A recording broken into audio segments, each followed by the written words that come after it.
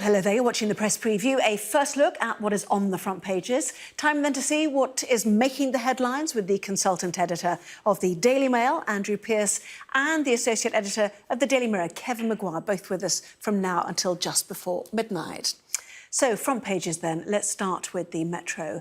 And on the day of his sentencing hearing, the Metro pictures the moment former police officer Wayne Couzens began his abduction of Sarah Everard.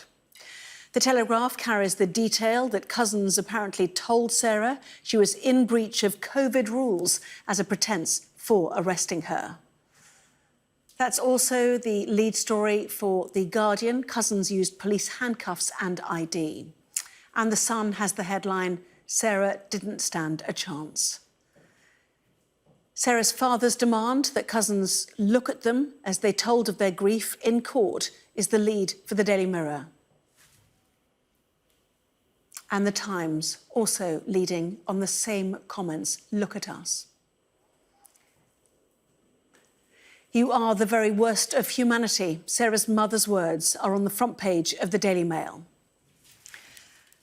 While The Eye focuses on the impact the shocking murder by a serving officer has had on women's trust in police. In other news on the front pages, the Financial Times hears that the government plans to switch green surcharges on energy bills so they are levied on gas rather than electricity to try to encourage lower carbon options. Well, let's bring in Andrew Pearce and Kevin Maguire, and we will certainly come to those very moving front pages on the Sarah Everard case shortly. But first, I know you wanted to start on Sir Keir Starmer's day in the sun. Kevin, how did you think he did? Yeah, I think he did pretty well. It was too long, the speech, and it swayed around at some time, but he was breaking both with the Corbyn past and actually his own past, given he was backing public ownership and he got elected to Labour leadership on a Corbyn plan, really. So I think he's got to be held accountable and scrutinised on that at some point. But The Guardian is one of the few papers to give it considerable coverage on the front, considerable space, because of the terrible Sarah Everard case. And I think Keir Starmer will understand why when those details come out. But the line the Guardian take, and I thought it was the best single passage in his speech, was when he said that Boris Johnson was a trivial man. He was a showman with nothing left to show. I thought it was a very good line, because he's going to present himself, Keir Starmer, and he has much to do. He's going to present himself as a serious man for serious times. And the Prime Minister attempt to portray him, which I think would be accurate, as rather trivial and with no plan. Yeah, did that work, do you think? The FT also leading on this. Starmer seeks new Labour. I mean, not necessarily the old new Labour, if you know what I mean, but definitely a separation from Corbyn and a nod to Blair and Brown in his address today. Well, I thought that the speech was all about burying Jeremy Corbyn, burying Jeremy Corbyn's legacy, Jeremy Corbyn's manifesto, which, of course, Keir Starmer signed up to and campaigned for at the last election. But, I mean, we get why he did that. And he didn't mention Blair by name, and I don't know why he didn't, actually, because he made that joke about education so important, I might mention it 3 times. That was one of Blair's great slogans: education, education, education. And he praised some of the things that the Blair government did, like the minimum wage. And there was a reluctance, it seems, by both Ed Miliband and certainly Corbyn to ever give any credit or praise to the Blair administration. But the blimmin' bloke won 3 general elections. He's been the most successful Labour politician in 100 years, and he's been completely trashed by successive Labour leaders. So it's interesting that Starmer is going to carve himself in that image, even if he can't bring himself to mention the bloke's name. Yeah, the Iraq War is the problem there, isn't it? Obviously, for some. Daily Telegraph, rather, even putting the Labour leader on its front page. He did say in one of his hits on government, we have a fuel crisis, a pay crisis, a goods supply crisis and a cost of living crisis all at the same time. So many people perhaps are wondering why they are not making more of an impact in terms of their opposition to this government at the moment, Kevin. No, but he acknowledged that. As he said, however bad the Tories are, and he's betrayed them, you have to acknowledge that Labour wasn't doing better and wasn't ahead in the polls. He confronted that. And of course, one speech is not going to completely change British politics. He has to keep on doing it day after day after day. His problem with ditching the Corbyn legacy is that many of the Corbyn policies were popular, such as public ownership of rail, mail, energy companies and water, as were higher taxes on wealthier people to pay for public services enjoyed by everybody else. A sense of unfairness that those are the most money on pulling their weight and paying fair. So if he ditches all those policies, what's he going to come forward with? Because he was pretty policy light. Yes, it was a very welcome proposal that people with mental health problems would see somebody in the NHS within a month, insulation and so on. But there weren't a lot of policies there. We can never really assess these speeches, Anna, fully until several weeks after the party conference season to see if they've shifted the dial at all. It may not. He just may slip back at Keir Starmer. But the initial reaction by the public seems to be favourable. Opinion research put out a poll showing people liked what they heard. But and supporters say they suffer long. Labour suffers long Corbyn, as they call it. Yes, and we won't know. What the impact of all of this is until we have a next election to see if the last one was indeed a Brexit election. So that'll be fascinating when it comes. The Metro inside, Labour leader Starmer faces down taunts from the left in a speech signalling an end to the Corbyn era. His lines on the hecklers actually worked in his favour, probably, didn't they, Andrew? But he thanked loyal voters and activists for saving the party from obliteration, but said they needed to persuade those who rejected us, those who reluctantly chose to vote for the Tories, and that's where the next election, as we move to it, will show where we stand on this issue. It's interesting that Metro, they didn't really dwell in any great detail on what he said in the speech, because Kevin says it was pretty policy light. Far too long, and he's not a brilliant orator, let's be honest. He doesn't deliver it with any great panache, but he dealt with the hecklers really well, and I suspect he'd rehearsed some lines beforehand, and those hecklers just played right into his hands, because they looked and sounded absolutely ghastly, and he put them down, he put them in their place very well and very effectively. So whoever wrote those non-spontaneous put-downs from Keir Starmer in his private office, wrote them very well. First time he's been able to speak in person. Obviously, the pandemic has, in a sense, put a hold on people getting to know him.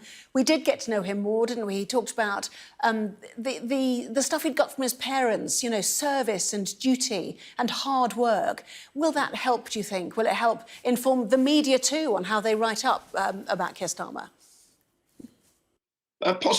Possibly, Anna. Those of us who follow politics closely, those who watch it on TV, listen to the radio, look on the web, buy papers, would know his backstory. But of course, he's got to get it across to the general public, the electorate. And it's when people like Andrew and I, and to some extent you, are bored of him talking about his mother being a nurse and his father a toolmaker in a factory. When we're bored, that's when he's got through to the public. Sadiq Khan, the London mayor, used to go on and on about how his father was a bus driver. But it worked because people saw that he'd done well in life from a home where he had no advantages. And I think we'll see Starmer time after time doing that. Because he's talking about what guides his life. He said work, care, equality and security, which he picked up from his parents. He's not just gone into politics, he had a life before. And I think people like that narrative, that story. They want to know about their politicians. Personality does matter because it's whether you can trust somebody or not. Well, the Labour left say you can't because he got elected leader on one programme and now he's going for a completely different programme. Problem is you hear toolmaker and you start laughing now, don't you? That's the problem with this joke. Well, you do. Yes, I do. I do apologise. What What's funny about a tool, mate? What makes you laugh about a tool, You have to mate? hear it in context, don't you? Thank you for now. Plenty more still to come in the next part of our programme. Of course, we'll look ahead to the sentencing of Wayne Couzens tomorrow and the impact on women's trust in police. Stay with us for that.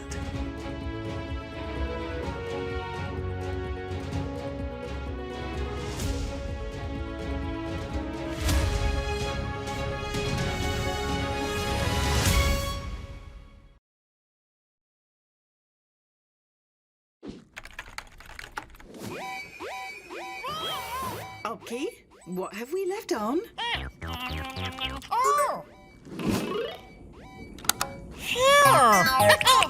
Well, it's a start.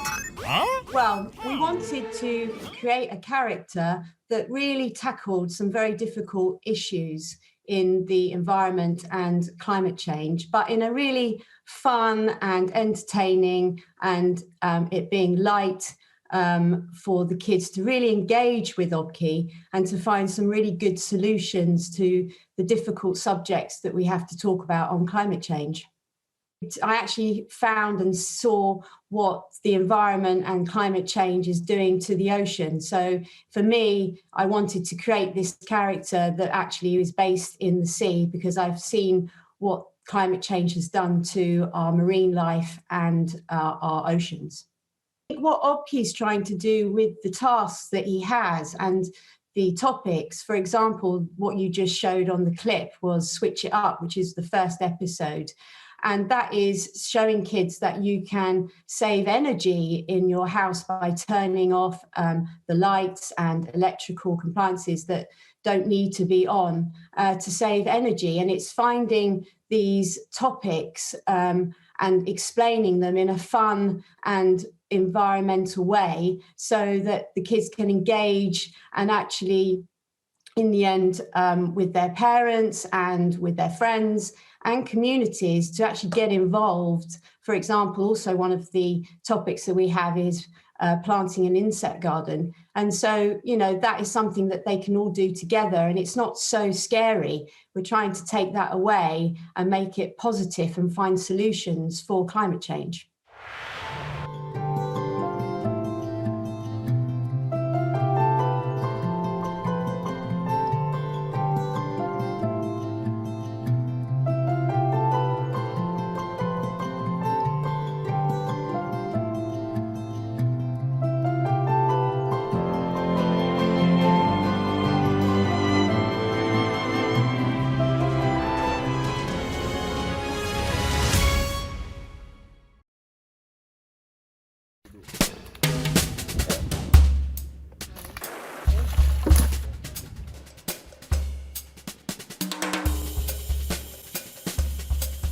Cercando as áreas, limpando as áreas e progressivamente avançando com os plantios. Isso daqui é uma sentença de morte para os manguezais.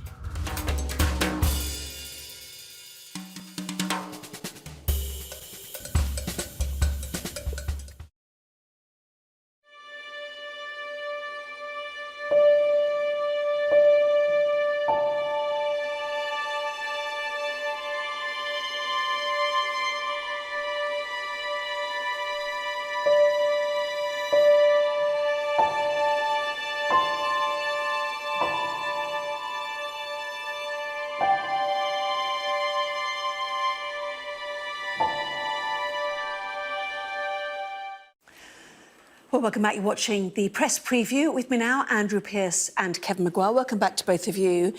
So we move to the Sarah Everard case, which really is dominating the newspapers, isn't it? And today made clear in the most bald and emotional way the terrible bereavement losing a child like this, Andrew.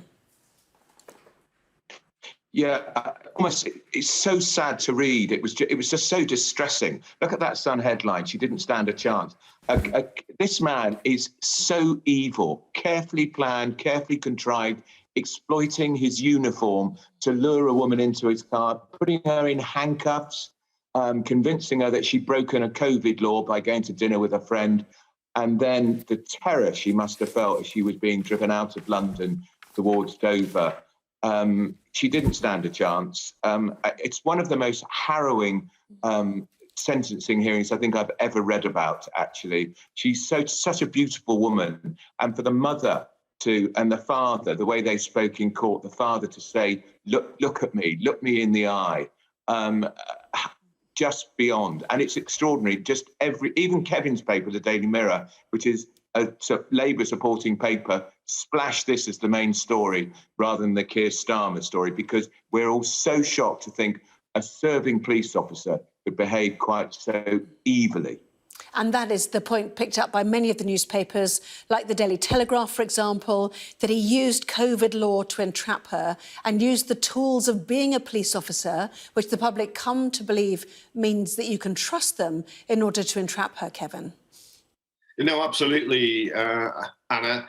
Flashed his warrant card, used handcuffs, would have known the law because he'd been on patrol. He's an armed officer, used to guard diplomatic sites at the US Embassy. He'd done a 12-hour shift there that day. Used to guard Parliament. But he knew how to go on patrol in that COVID period. And most of us trust the police to some extent.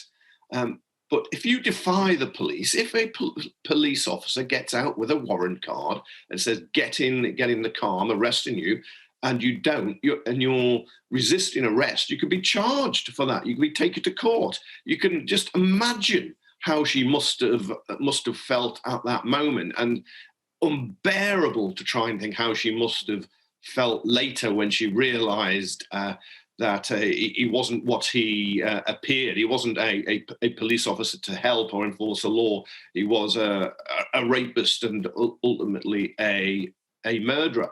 And the Metropolitan Police, and I think all police forces, have a huge job now to reassure women in particular after this. And of course, he's been disowned, and Cressida Dick, the Commissioner of the Metropolitan Police, has expressed deep sorrow and remorse that it happened. But it's chilling.